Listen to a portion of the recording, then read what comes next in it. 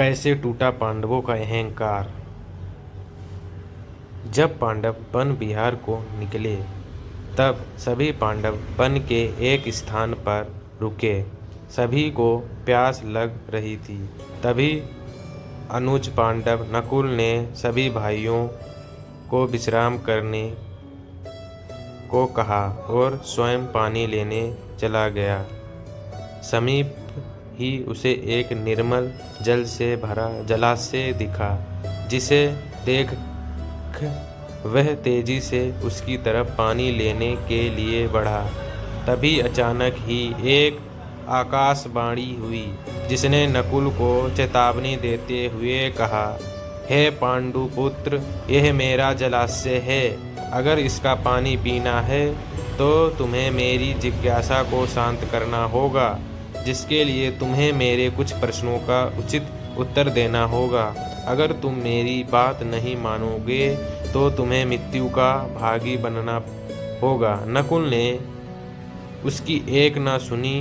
उसे अपने और अपने भाइयों की शक्ति पर बहुत ही अभिमान था। उसी अभिमान के चलते वो जलाशय का पानी पीता है और उसकी उसी वक्त मृत्यु हो जाती है। बहुत देर तक नकुल के वापस न लौटने पर सहदेव उसकी खोज में निकलता है और सहदेव को भी आकाशवाणी सुनाई देती है, लेकिन वह भी अभिमान स्वरूप मारा जाता है। क्रमशः अर्जुन और भीम का भी यही हाल होता है। एक के बाद एक चारों पांडवों की मृत्यु हो जाती।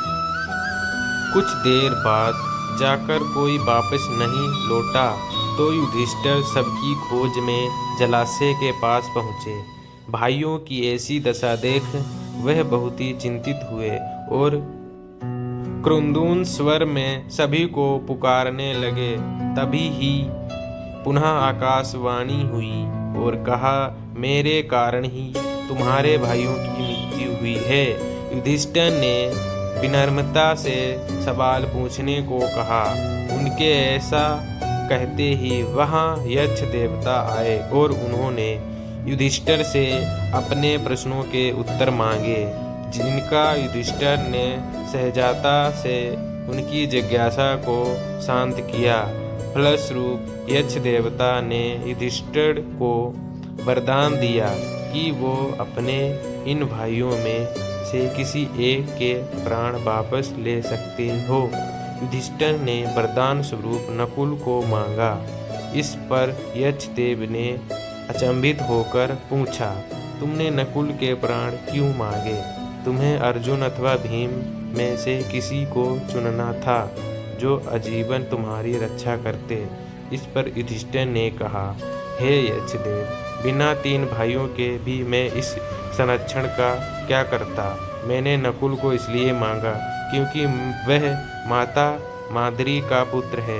इस तरह मैं माता कुंती और नकुल माता माद्री का पुत्र होने से दोनों माताओं की एक एक संतान जीवित रहती, जिससे दोनों के कुल जीवित रहेंगे।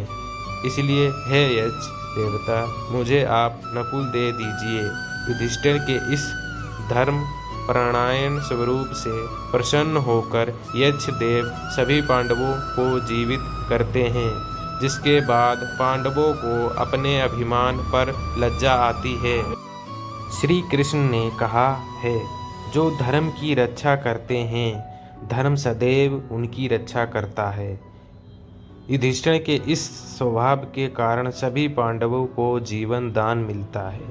इसलिए कहा जाता है, जो किसी भी परिस्थिति में धर्म का मार्ग नहीं छोड़ते, उनका जीवन कभी गलत दिशा में नहीं जाता। वे कभी अवगुणों के भागी नहीं बनते। धर्म का रास्ता कठिन जरूर है, लेकिन उस पर संतोष एवं न्याय मिलता है। अधर्मी को कभी संतोष नहीं मिलता। संतोषहीन जीवन जीने योग्य नहीं होता। अतः सदैव धर्म का पालन करें।